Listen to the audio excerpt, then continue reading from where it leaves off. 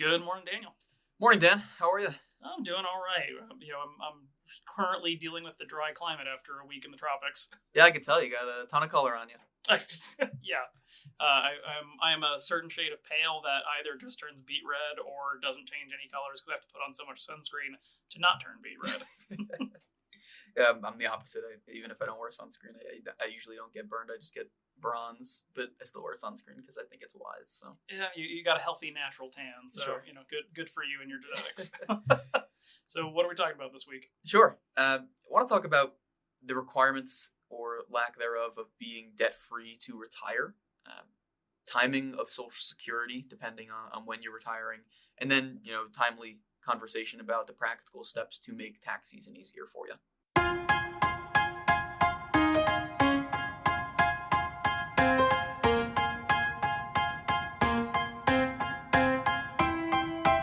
Welcome to the Science of Wealth, where we discuss the science behind financial planning and the art of learning and applying it.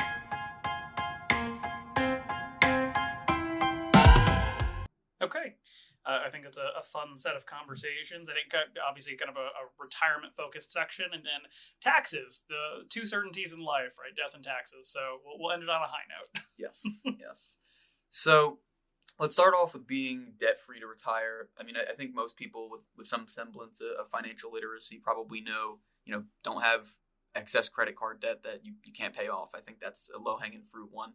But I want to talk about like the other things, right? So, auto loans, maybe student debt that people are still carrying. And then I think the big one is just mortgages. So let's start with some of maybe the lower or lesser liabilities for most people, which would probably be the auto loans and student debt. How do you feel about, carrying some of these liabilities into retirement? I know for some people it's just a psychological thing. I don't want to owe anything when I retire. Is there any sense of practicality with carrying some of these debts into retirement? I think some of them are almost unavoidable, and it depends on your financial situation. But something like an auto loan is very likely to occur in retirement, and the practicality of that is just going to be: did we have the retirement savings to pay cash in the first place? If so, what are the impacts to our taxable income for the year? How will that affect our IRMA calculations for Medicare surcharges or our eligibility for additional senior tax deductions for Social Security income, those sorts of things? You might find yourself saying like, oh, I have the cash to buy a car whole, but financing it, though it will cost me 3, 4, 5%, will be cheaper than the tax hit and or the impact on some of my benefits, tax deductions and credits and so on. So I think there's a fair case for something like an auto loan where you're likely to end up with that. But I think when you look at credit cards, as you said, low-hanging fruit, no reason for that. When you get into the genre of mortgages and long-term debt, that's where I think it gets a little bit more interesting. Yeah, okay. That's where I kind of wanted to focus this today. Right, someone wants to retire, on a semi-traditional path, so 62 to 67, let's call it, and they have a mortgage, right? And they're probably, if they had a 30-year mortgage and bought the property, 30 years ago, they're probably close to the end of it, right? Do you tend to say, look, let's just pay that off before we retire so that we can retire debt-free? Because, one, the psychological part of it, but two, that payment needs to come from somewhere, and if they're not taking income anymore, now their income's in theory coming from Social Security or their distributions, right? And then it's going directly to this mortgage payment. I could see some people wanting to pay that off. Well, so I think sort of yes and no. The classic financial planner answer, it depends. But let's talk about what it depends on. First and foremost, if you're going into retirement with a great 2020 mortgage that's at 2.5%, 3%, even in our slightly now reduced interest rate environment compared to where yields were a year or two ago, there's still a healthy margin between the guaranteed interest savings of paying off your mortgage faster than you have to versus your average annualized rate of return on a portfolio yielding 7, 8, 9% as an annualized target. If we're in the genre, though, of having a 5 or 6% mortgage for whatever reason, then I think we're in much closer territory where paying down the mortgage or paying off the mortgage is going to make a lot more sense. I think the bigger impact here, really, though, is not so much a financial optimization of your rate of return versus interest rates and potential yields, and is there a delta between these, and could we pocket more money by being invested, blah, blah, blah. It's really in the impacts of taxable income and how much income we need every year and how much that's going to increase our minimum income distribution necessities in retirement. There's a big difference for, let's say, a married couple having in taxable income terms less than $70, $80, $90,000 a year of taxable income versus needing to be at, let's say, 150 because we need to pay our mortgage with IRA distributions that are taxable. Not only because we're in higher tax brackets just by default in that scenario, but because, again, this pushes us towards potentially having less ability to do Roth conversions. This pushes us towards potentially having to take out more money at higher tax rates to pay for the same costs, where now we're burning more of our retirement savings to fund these expenses.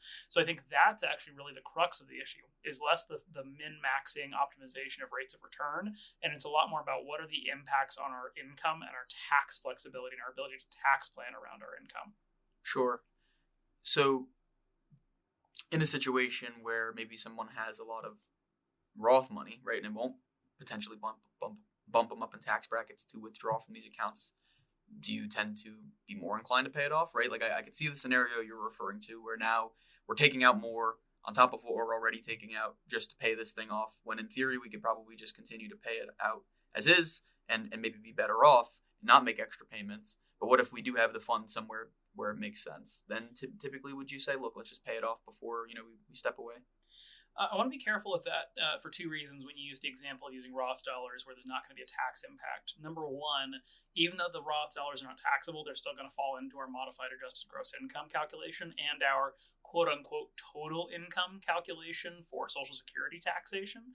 So even though the Roth itself may be tax-free, that does not mean that it's not affecting things. And then the second thing here is Roth dollars are often really good icing on the cake expenditures in retirement, right? If I'm starting at the 0% rate and then 10 and then 12, those are probably really good pre-tax distributions. Or if I have long-term capital gains at 0% tax rates, terrific. And it's only when I'm getting into either the 22% tax range or up into the 15% long-term capital tax range where I want to think about using Roth dollars instead of paying those higher rates. So I want to be careful about that example. I think, though, to come back to the crux of your question, sure, if we're not so sensitive or if we're at an income level where we don't need to be so worried about those impacts, then I think that certainly moves the needle in the direction of paying off the mortgage. But there's also an alternative, which is going down the road of using something like a reverse mortgage to essentially just nix out our mortgage entirely. All right, I was thinking about this the other day. I'll get a little technical here, but when I think about it, right, there's what you already described, which is, I guess, the easy way of thinking about it, right? There's a return you get on the mortgage, in theory, right, the interest rate, and then you have an assumed rate of return on the investments, and if the investments is higher than the mortgage, right, great, and you consider that in the calculus. But what about, like, when you're retired, right, there's sequence of returns risk where you're withdrawing from your portfolio, and while doing that, the market simultaneously goes down. So, right, you were withdrawing, say, $50,000 from $1 million, and that was 5% of the account. But now the account's worth $800,000 because the market declines. If you still take out that same 5%, you're just depleting the portfolio. And if you do that in the first half decade to decade of retirement, it can be detrimental to the long-term longevity of the accounts. When you are simultaneously paying down a mortgage, now you're forced to take money out of these accounts because you still have this mortgage payment. Do you think about sequence of returns risk there at all? Because now, if maybe we had been proactive and when we were 50 started to pay into the mortgage more while we were working, we could have paid it off by retirement so that we don't run into sequence of returns risk on the mortgage payment when we do retire. I think your hypothetical here is pretty good. I think it's a really good use case for why we might want to have the mortgage paid off, because we're able to reduce the level of mandatory income and therefore the required distribution rate. But I think we're skipping over something here, which is the payoff itself is its own sequence of returns impact. Because you have to remember that sequence of returns is the issue, and we're really getting to technical here, so I want to be careful. But essentially, when you calculate rates of return, you typically use geometric mean in the investment world, which means as you calculate it, essentially 1 plus your percentage rate of return for the year, multiplied against 1 plus the rate of return for the next year, times 1 plus the rate of return for the year following. And each of those 1 plus rate of returns is it's sitting in parentheses. That's how you do a geometric mean calculation. The sequence of returns risk then is introducing something into that sequence, which is you're doing the 1 plus rate of return or 1 minus rate of loss part of this. And then we're introducing one more step between all the multiples, which is this minus $20,000, minus $50,000, which is our distribution of income.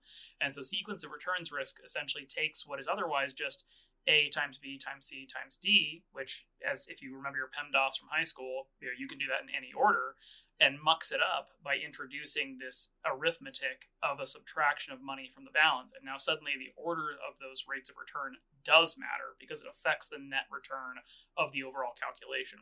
All of that to then say, when we say, well, what if I pay off my mortgage early, right, prior to retirement, or the day I retire, I pull a chunk of change out of my investments and I put that into the mortgage? Two things are happening here. One, net, I'm improving my sort of net rate of return when I factor in my liability costs of interest versus my rate of return. So I'm improving that 1+ percentage number as a whole across all of my assets and liabilities. But I've introduced this enormous negative number early on into the sequence of returns risk. So your hypothetical is really good because it highlights a potential problem with sequence of returns risk, but the proposal that it suggests then that we should pay off the mortgage early creates its own sequence of return impact, which is this large cash outflow early in retirement or leading into retirement. So it's not to say that's not a good solution for this problem, but when we just say, hey, can we solve sequence of returns, or can we improve sequence of returns by paying off this debt and improving our average rate of return across our entire net worth? Yes, with the caveat being that that's not a free strategy. Yeah, that makes sense. So then do you think the recommendation also, if you're trying to reduce sequence of returns risk, could just be to not do anything and continue paying it down as is, so that you're not making a huge negative number early on in retirement? I mean, this is where I sort of return to what I hinted at earlier, which is the reverse mortgage strategy. This doesn't work if you just bought your house, right? So this does not work if you have never been a homeowner or whatever the circumstance is, or you sold your working year's home and you decided to not roll the equity into your next home. So that if you just bought a house at 3.5% down, this is not going to be an applicable strategy. But presuming that, let's say you are 15 years into a 30-year mortgage, or you took out a 30-year mortgage new, but it's only $200,000 on a $600,000 house, right? So there's a healthy amount of equity in the property. Then a quite valid strategy here would be to use a reverse mortgage, specifically in the essentially home equity line of credit style versus the annuitized income style, where I can say, okay, my reverse, if I've got $1 million home, my reverse mortgage lender might lend me, a line of credit equivalent to, $500,000. And if I've got $300,000 left on my mortgage and I'm worried about the sequence of returns risk here, what I could do is just go ahead and take out that reverse mortgage line of credit. I can keep making my monthly payments just the way I normally would. And then if the market thing happens, I can essentially just eliminate my traditional mortgage with this reverse mortgage by taking out on that line of credit, paying off the traditional mortgage, and now I still owe the same amount of money, and I now owe it probably at a slightly higher interest rate on the reverse mortgage, but, and this is critical, I don't have to make payments. I don't have to make any payments so long as I remain in that home, and if I ever sell the home, then I will just have to repay whatever the mortgage was plus the interest accrual was when I sell out of that home with whatever equity is in that home. Or when the market has recovered, I could resume making quote-unquote mortgage payments, but to just pay down the reverse mortgage to some extent. So I have the option, if there's enough equity in my home, of just zeroing out the mortgage for sequence of return risk purposes, if I'm willing to accept the limitations and the restrictions that come with a reverse mortgage as a means of doing that. Yeah, I think that's an interesting strategy I haven't run into or even thought of before. But I think a lot of people, when they retire too, say they did pay the mortgage off, right? At 65, they're now debt-free, great. They say, Dan, we want to relocate. We're going to downsize, kids are out of the house, we're going to move to Florida. We have $1 million of equity in our current home, we're going to sell it and buy a $750,000 property. We have the ability to pay all cash. However, we could also take out a mortgage on the new property. What do you say in a situation like that where someone is now retired and they're going to move? They have the option to pay all cash or take out a loan on the property. This really comes back to what are interest rates right now. In today's environment, I say go ahead and roll all the equity and pay cash, because our guaranteed rate of return from not paying the interest is net of tax distribution on the gross portfolio return, where I can say, oh, I can get 9%.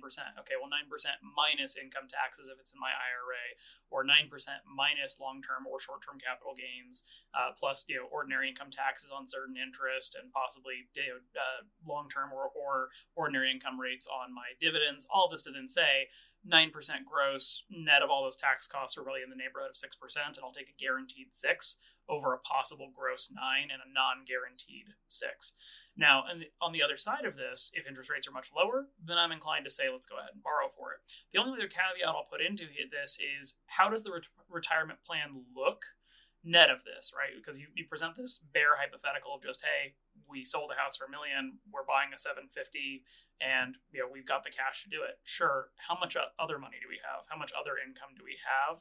Does our retirement plan work, right? Or are we going to be in a position where we have to sell this house sometime, or take out our reverse mortgage because maybe we didn't do any retirement savings, all we have is this home equity, and now what you're saying to me is, hey, should we sink 3/4 of all of our assets into this property and only keep a quarter out?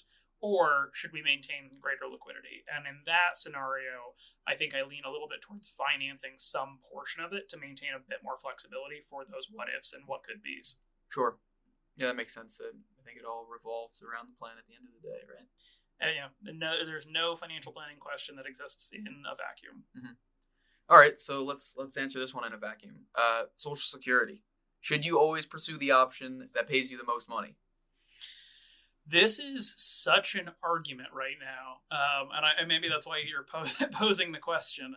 But to get into a little bit of inside baseball, the academic answer for a long time has essentially been delay essentially forever until you as long as you possibly can afford to, and claim Social Security at 70, right, to get the maximum lifetime benefit, with very limited exceptions for certain spousal income benefit scenarios where maybe your spouse didn't work or they only paid into a pension instead of Social Security. But otherwise, outside of those ticky-tack things, on an individualized basis, everybody should wait till 70. Like, that's been the academic answer for decades at this point. The place where this has gotten into being a really interesting argument is that ignores all the other factors other than financial optimization that could affect your claiming decision. Okay, like what? Health, for one, I'd assume, right? Like, maybe the ages and difference in spousal ages. Like, what are some other things here? Yeah, and I'll give people the reference here where this argument really has sprung up. But about 6-7 months ago, Dr. Derek Tharp out of the University of Southern Maine published a paper essentially arguing that we need to take these other factors into account much more, and that's where the inside baseball argument has really sprung up. So some of his examples are things like, as you called out, health, right, life and longevity, quality of life, but also even things like the assumption. One of the core academic paper assumptions has always been that essentially the alternative yield of not claiming Social Security as late as possible is equivalent to an inflation-adjusted treasury bond. But that ignores the fact that most people don't invest their entire retirement portfolio in inflation-adjusted treasury bonds. They have more or less aggressive portfolio, diverse assets, so on and so forth. So the other factor is, what is the opportunity cost of spending your portfolio assets instead, right? Understanding that they may be higher or lower risk.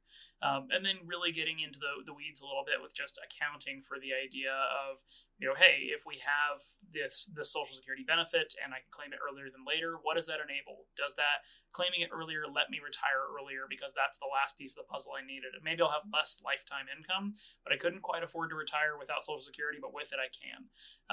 What about, just your goals, your ambitions, the individualized components of this that are outside of health, outside of the financial math.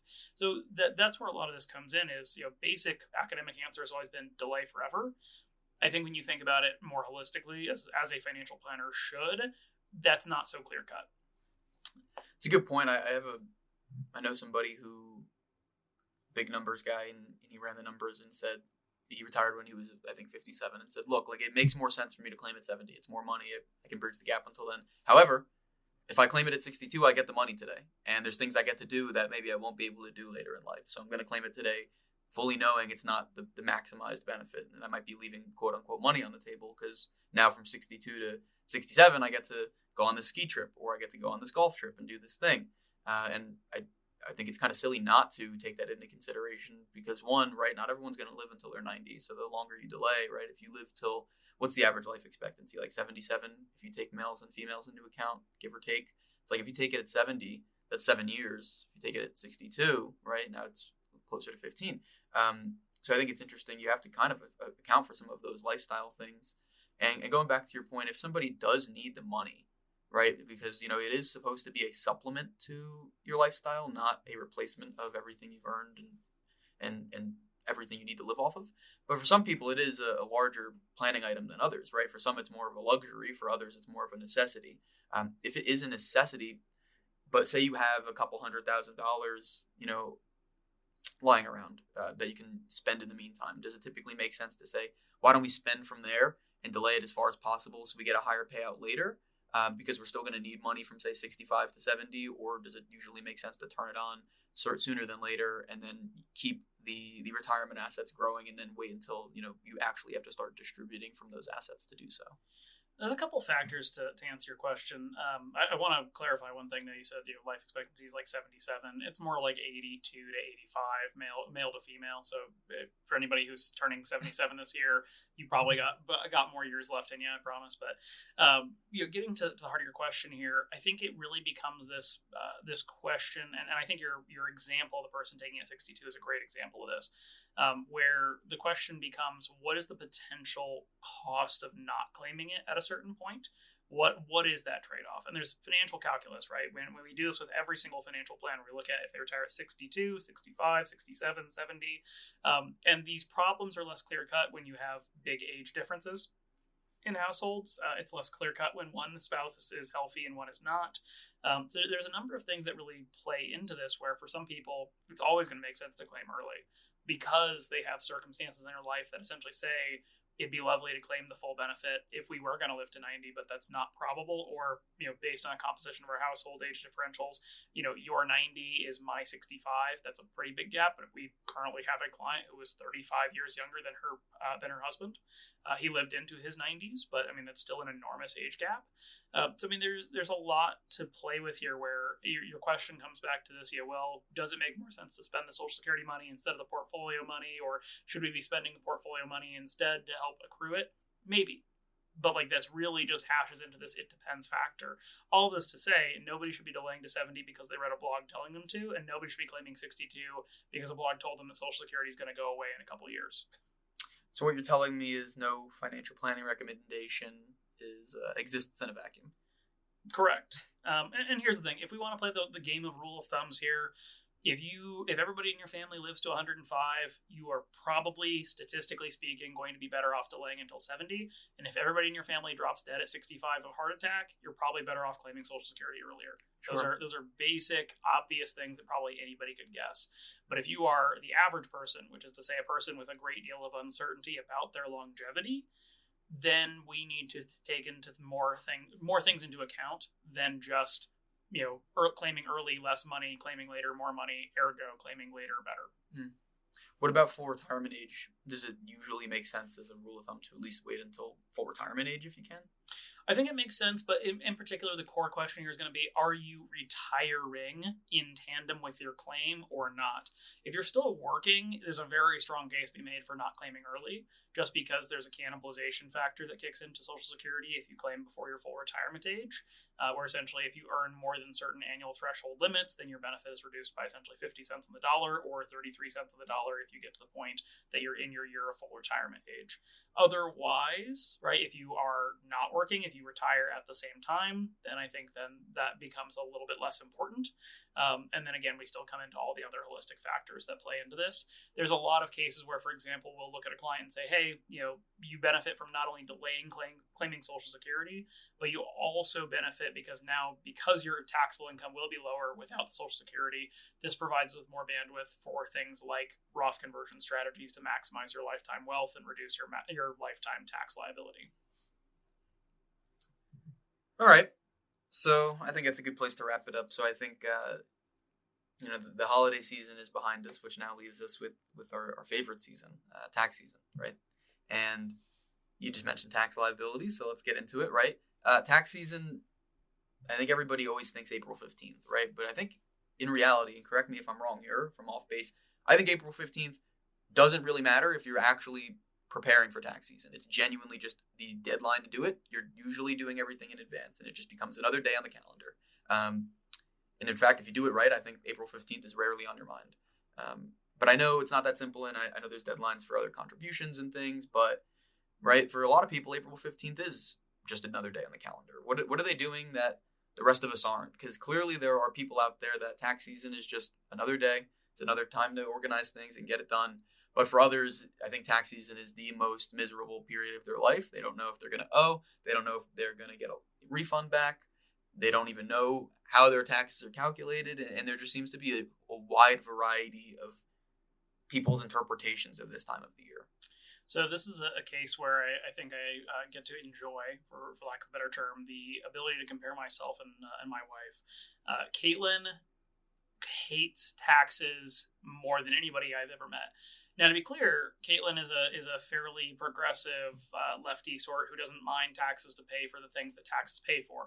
What she hates is the entire notion of the tax season, tax preparation ritual. She hates everything about gathering W-2s and 1099s.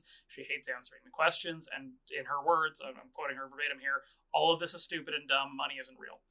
So I say all of that to say I'm the opposite person, right? If I could file my taxes on New Year's Day, I'd do it. But I'm stuck waiting for other people to give me their stuff, right? Their 1099s, their W-2s from working at the university, all these various things.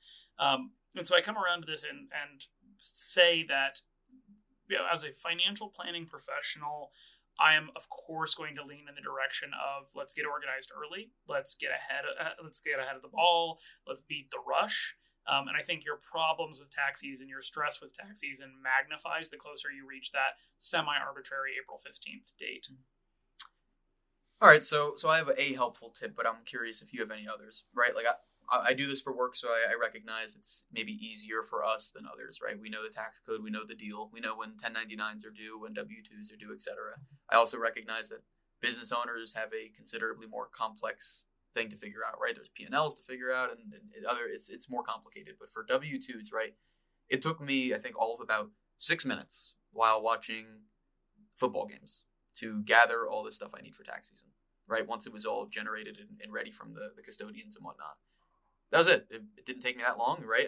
I made a folder on my computer a couple weeks ago that said 2025 tax documents, and every single time I got an email from Charles Schwab or Gusto or whoever saying you have a W-2 or a 1099 available, I went in, I downloaded it, I dragged it and dropped it to the file, and then when I do my taxes, probably this weekend, the documents will all be there, and I'll have everything I need. Am I oversimplifying it, or is that something everybody can do?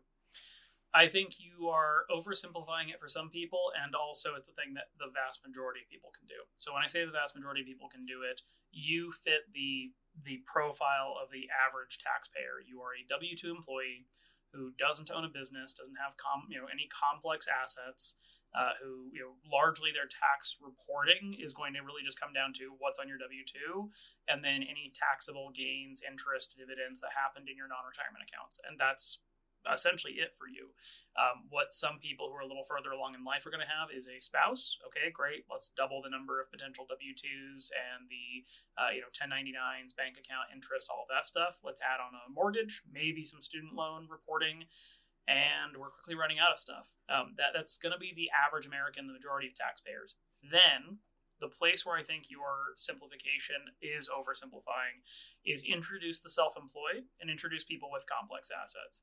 Suddenly, this has gotten a lot more challenging, a lot trickier, where the idea of, hey, just save things to the file as they become available is still a great place to start, but often they have a lot less control over when certain things are going to show up, and that's when we get into the territory of being forced to extend for tax returns and all of that.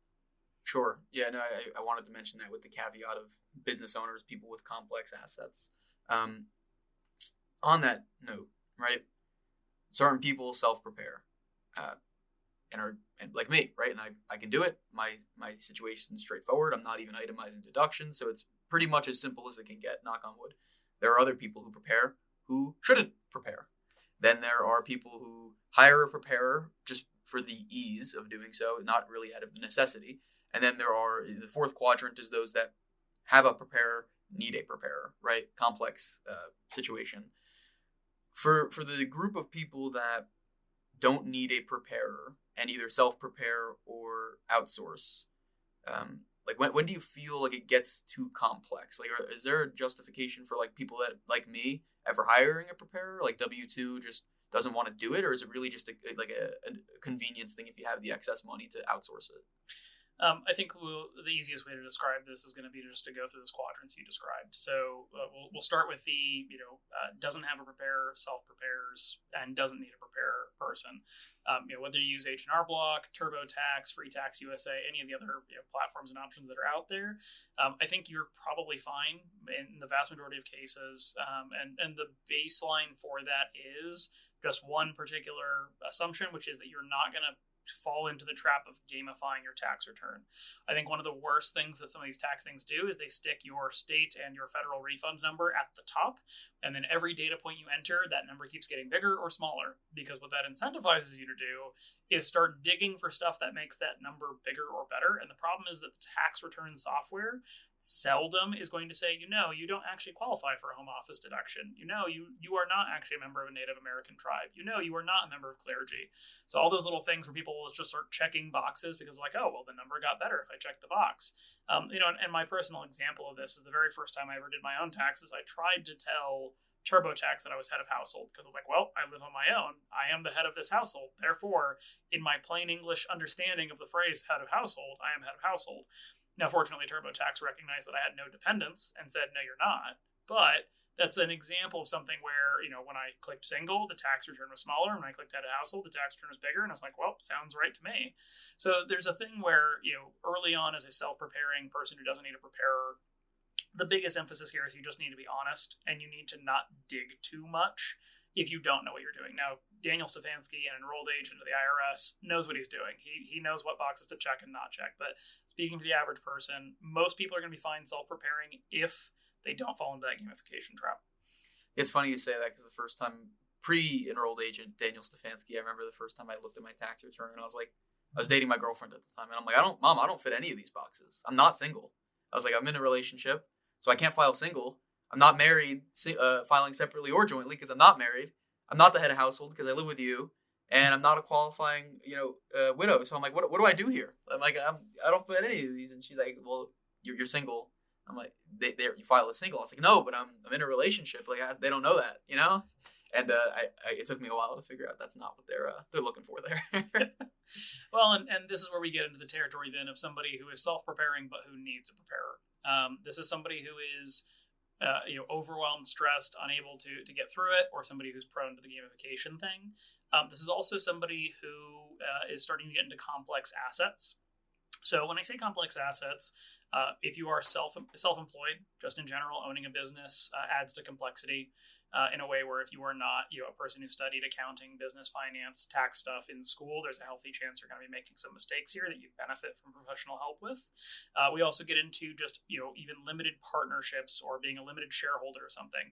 I'll give you a local example here where I loved to see it and I was sad about it at the same time. But last year, if you went to Left Hand Brewing Company here in Longmont, they had kind of posters and signs and stuff all over the brewery saying you can become an owner of Left Hand, and they were willing to sell equity for I think as little as $200.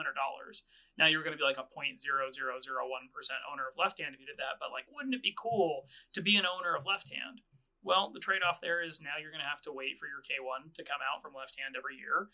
They probably are filing an extension, which if you don't know that your first year, right? So anybody who bought in last year, there's a solid chance that some people are going to file their taxes this spring and, plug away in TurboTax and call it a day. And then they're going to get a K1 in September from Left Hand. And I this could not be true. Please just take the example for what it is, right? And they're going to go, well, what do I do with this? What it says that I profited $1.25. Do I have to do something with this? The answer is yes. You're going to have to go amend your tax return, which is going to cost you more than it ever cost you to file in the first place and more than the profits you got off of being a $200 shareholder in this awesome brewery. So there's things like that where it could be oil royalties, it could be music royalties, it could be getting special scholarships, financial aid stuff. If you have any assets overseas, if you even inherit something like a bank account from your Swiss uncle, there's all sorts of stuff that you might go oh, it's really de minimis, it's really nominal. But any of those complex asset things put you in a position pretty quickly where you should probably be talking to a professional. On the other side of this, there are a ton of people engaging professionals who really just don't. If you are, again, a single W-2 employee who rents an apartment whose most complicated tax return thing is maybe their student loans, I just don't know why you're paying a professional to do your stuff unless you fall into that category of people who is prone to gamification or stresses out or just won't get it done without somebody to do it for them.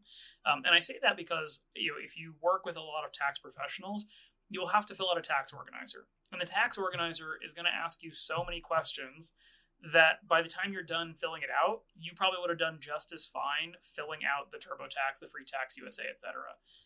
So that's just something where some people just use professionals as a crutch, but I think those professionals are better used working on complex tax cases where they really need the professional help.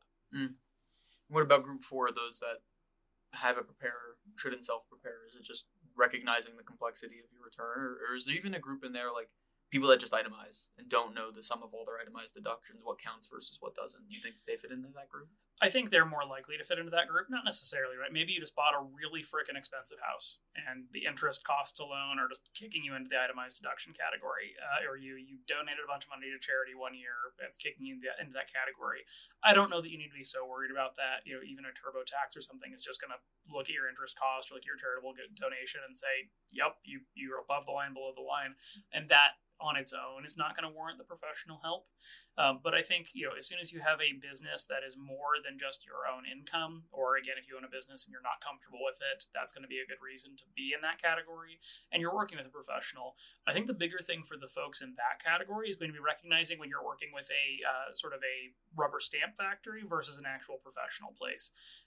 Let me make the semi-controversial statement here, and not all my clients and listeners are going to want to hear it, but I think it's important to be heard. A competent tax professional is going to start the cost of your tax return in the high hundreds of dollars or over $1,000.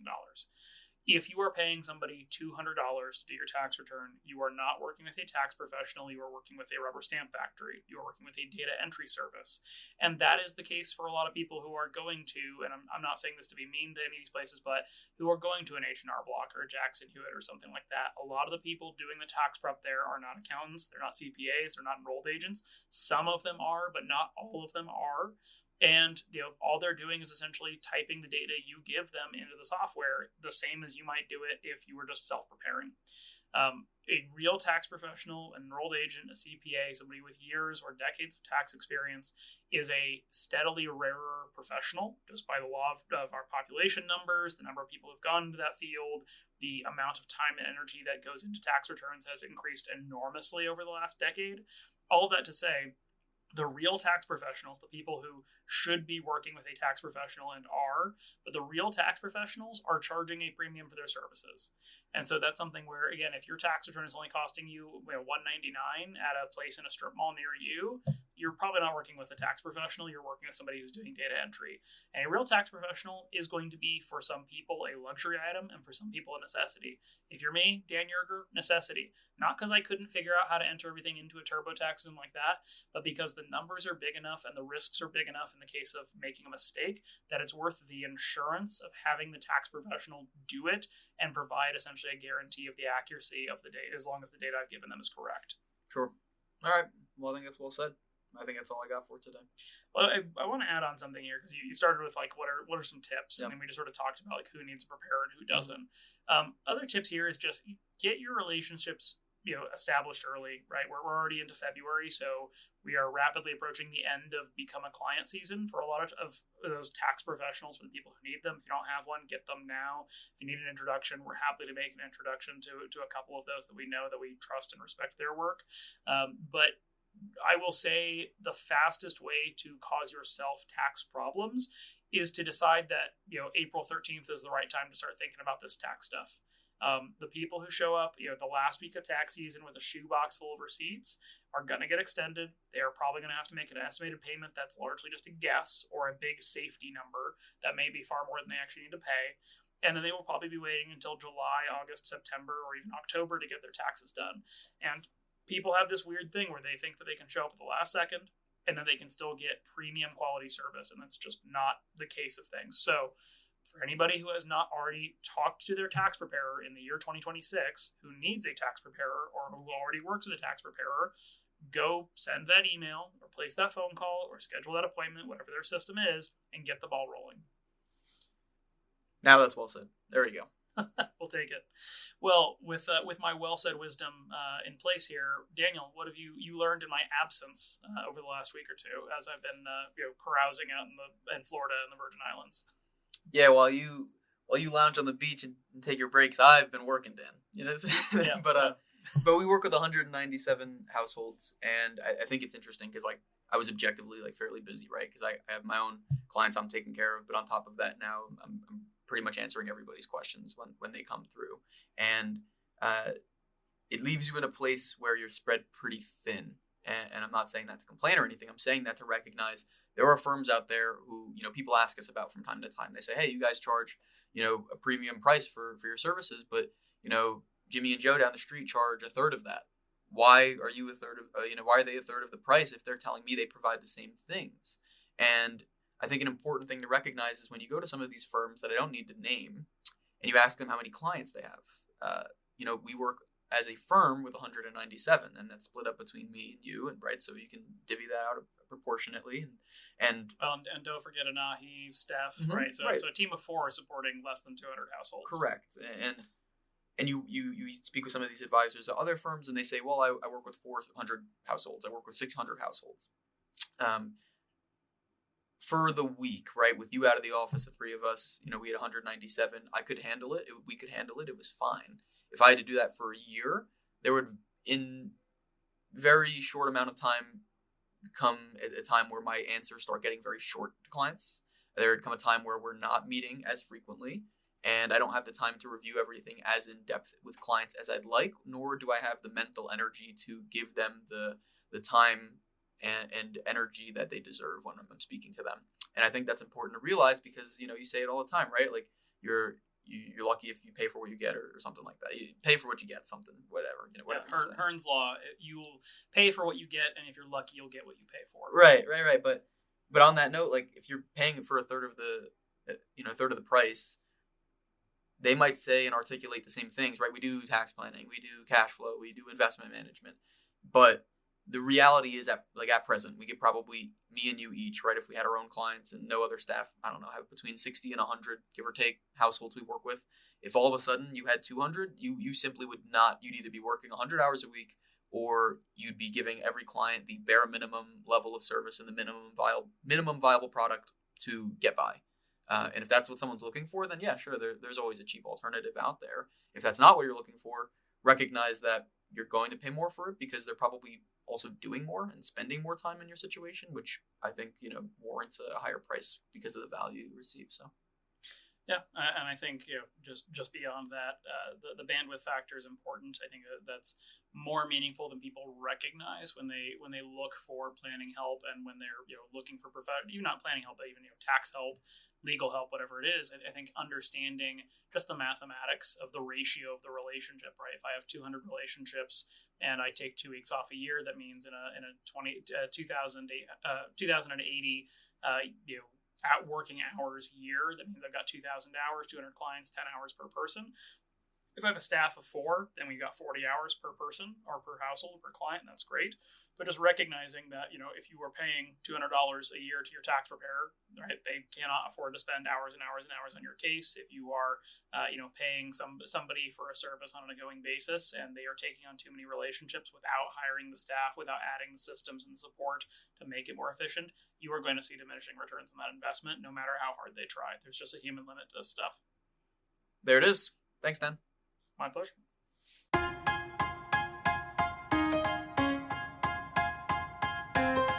The Science of Wealth is produced by My Wealth Planners, a registered investment advisor in Colorado. The theme song is This Is Your Time by Dan Phillips. The podcast is intended for educational purposes only and is not investment advice or any other form of advice. Not all material discussed in the podcast is appropriate for every